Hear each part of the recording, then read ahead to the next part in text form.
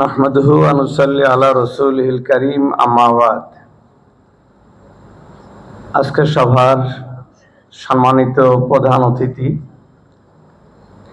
আমাদের প্রাণপ্রিয় নেতা আলহাজ এম এম বাহাউদ্দিন সাহেব, প্রধান বক্তা বাংলাদেশ জমিয়তুল মুদারিসিনের মহাসচিব আলহাজ অধ্যক্ষ মাওলানা সাব্বির আহমদ মমতাজি, অন্যান্য অতিথিবৃন্দ, সম্মানিত শিক্ষক মন্ডলী, জনাব মাওলানা মুবাশশিরুল হক নাঈম ভাই নাতি দীর্ঘ বক্তব্যে সবকিছু সুন্দরভাবে তুলে ধরেছেন।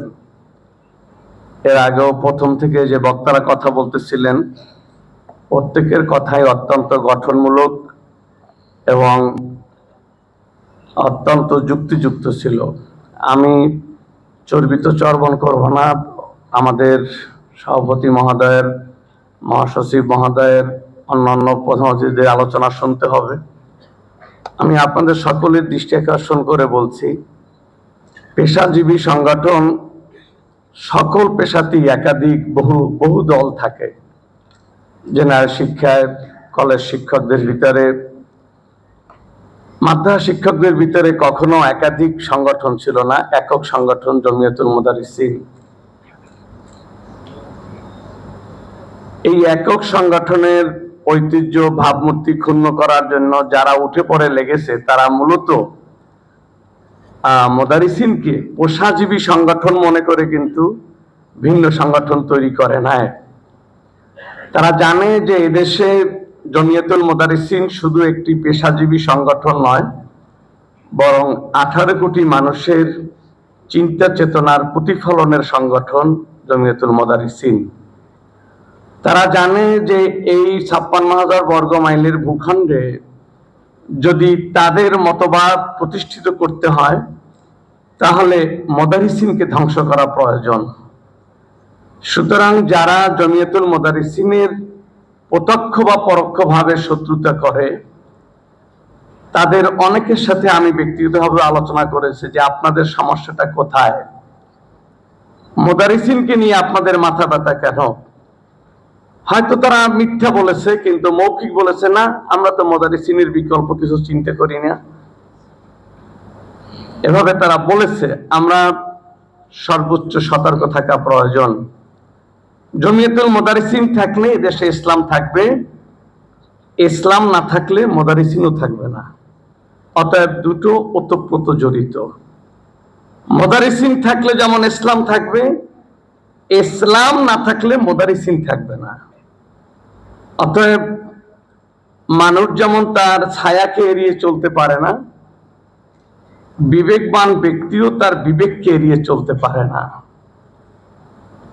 আমাদেরকে আল্লাহ পাকের দেওয়া সকল শক্তি সামর্থ্যের যথাযথ ব্যবহার করে সুদূর প্রসারী পরিকল্পনা গ্রহণ করা এখন সময়ের দাবি। সময়টা এতই ক্রিটিক্যাল, এতই ঝুঁকিপূর্ণ, এতই স্পর্শকাতর, আমরা যদি যথাযথ সিদ্ধান্ত নিতে ব্যর্থ হই, তাহলে আমাদের সে খেসারাত দিয়ে আমরা 1000 বছরও শেষ করতে পারবো না। তুরস্ক কিংবা এ ধরনের দেশে ইসলাম অনেক দেরিতে ফিরে আসলো, বাংলাদেশের থেকে ইসলাম বিদায় হলে আর কখনো ফিরে আসবে তার কোনো নিশ্চয়তা নাই। অতএব আমরা যারা জমিয়তুল মুদারিসিনের বিভিন্ন দাবি দেওয়া স্বার্থ সংশ্লিষ্ট বিষয়ে কথা বলি, এটা খুবই জরুরি, কিন্তু তারও আগে জরুরি আমাদের সম্মানিত সভাপতি যে বিষয়গুলো আমাদেরকে বারবার তুলে ধরেন, আমাদের ইসলাহে নফস, ইসলাহে কওমের পাশাপাশি ইসলাহে হুকুমাতে, রাষ্ট্র ব্যবস্থায় যদি আমরা আমাদের কথাগুলো পৌঁছাতে এবং প্রতিষ্ঠিত করতে সক্ষম না হই, তাহলে সামনের দিনগুলো অত্যন্ত জটিল থেকে জটিলতর হবে। অতএব আমি এখানে আপনারা যারা বিভিন্ন প্রতিষ্ঠানের প্রধান, তাদের কাছে আমার বিনীত আরজ, আমরা যেন আবেগাপ্লুত হয়ে অথবা আমরা যেন চলার জন্য বলার জন্য না বলে আমরা যেন ভাবি, ফিকির করি এবং এই কঠিন সময়ে আমরা সিদ্ধান্ত নিতে যেন ভুল না করি। আমরা কারো কথায় পড়ে কিংবা কোনো আবেগে আপ্লুত হয়ে যেন ভুল সিদ্ধান্ত উপনীত না হয়।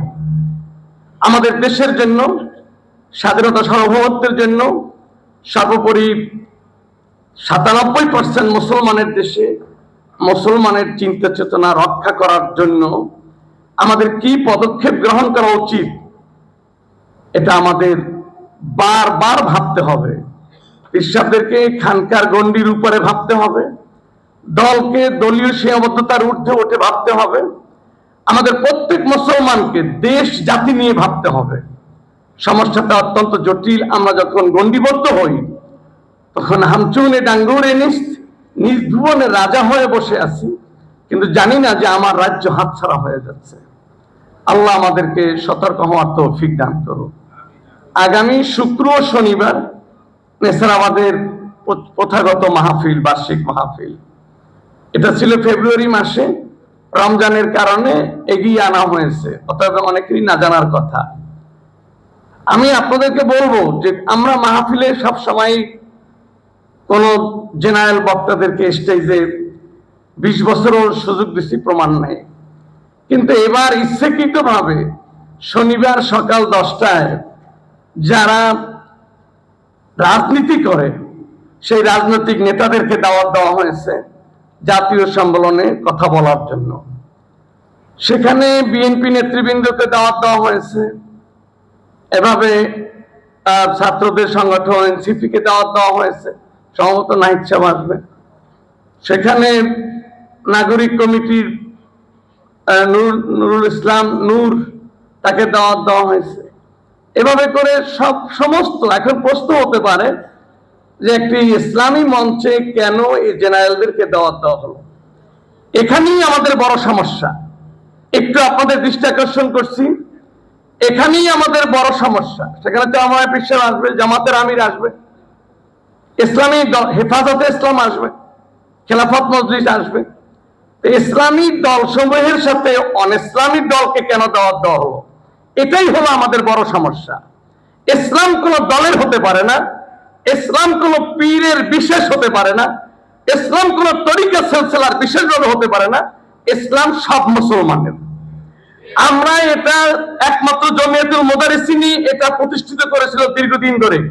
মুআজ্জেজামান ফুরফুর আবু বকর সিদ্দিক রহমাতুল্লাহ আলাইহি এবং কুতুবুল আকতাব শাহ আবুল আহমদ সালেহ রহমাতুল্লাহ আলাইহির সরাসরি পৃষ্ঠপোষকতায় আমাদের গর্ব আলহাজ এম এ মান্নান রহমাতুল্লাহ আলাইহি, তিনি এটা প্রতিষ্ঠিত করতে সক্ষম হয়েছিলেন যে মুদারিসিন কোন দলের লেজুর নয়, মুদারিসিন সমস্ত মুসলমানের প্রতিনিধি হয়ে তাদের মুখপত্র হয়ে কাজ করে।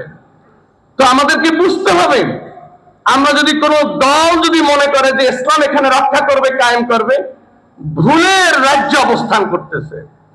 সমস্ত মুসলমানের কাছে মেসেজটা বুঝতে হবে যে তোমাদের রাজনৈতিক কারণে মত ভিন্নতা থাকতেই পারে, সিলসিলাগত কারণে ভিন্ন তরিকার সিলসিলা থাকতেই পারে, মুযহাবি কারণে ভিন্ন মযহাব থাকতেই পারে, কিন্তু ইসলামী হুকুমত এটা মুসলমানের উপরে ফরজ।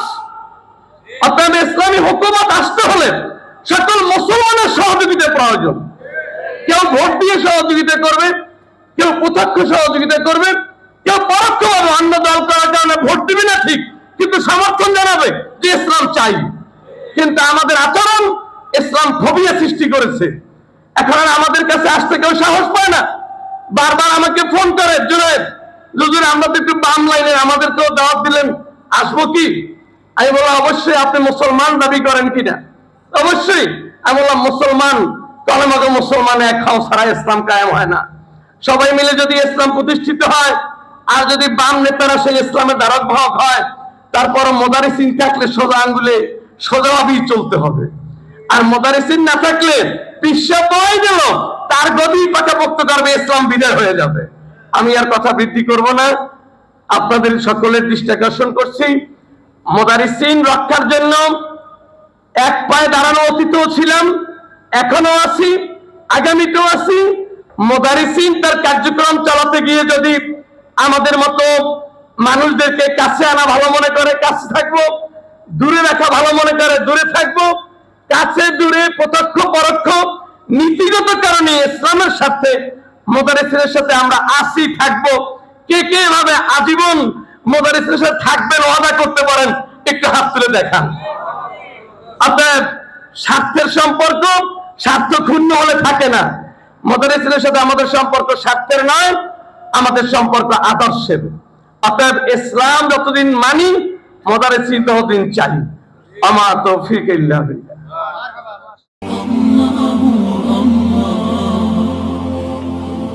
আপনারা দেখছেন এটিআর টেলিভিশন, সত্য প্রবর্তনে ঐক্য।